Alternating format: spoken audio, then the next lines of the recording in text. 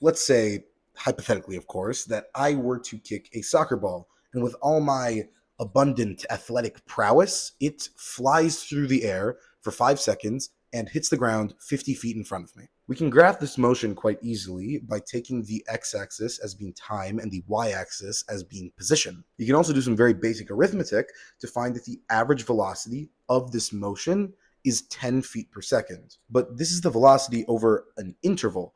What if I want to find the velocity of an instant? I want to know exactly the velocity at this specific point. Well, it appears that we have run into a pretty significant computational issue because the formula for velocity is final distance minus initial distance divided by time. If final distance and initial distance are the same thing, because we're taking it from one single point, then the velocity is always going to be zero, but it's moving. So that doesn't make any sense.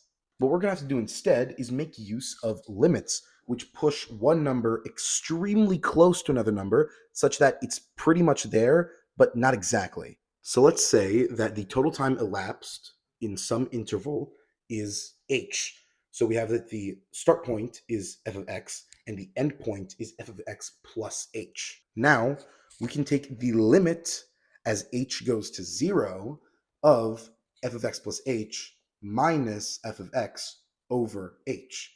And you would think this is a problem because now we'd be dividing by 0, but since it's the limit as h goes to 0 and not actually setting h to 0, it's technically okay because we're just getting it all the way close to 0, but it's not exactly 0. This pushes our denominator to 0, but it also pushes the numerator to 0, since now f of x and f of x plus h are essentially the same thing.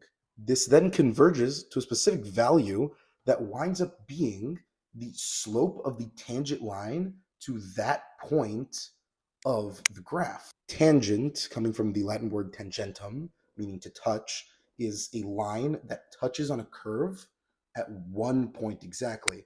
So that's what this sort of line is doing, and it's showing the exact rate of change at that point of the graph. This beautiful formula right here is what we in calculus call the derivative. It is the instantaneous rate of change of a function. The derivative is an idea central to calculus. Some would even call it integral. I don't know.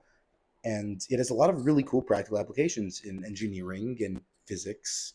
And you can take derivatives of derivatives of derivatives, and it's actually really cool. I have another video on my channel about that if you'd like to see it. Please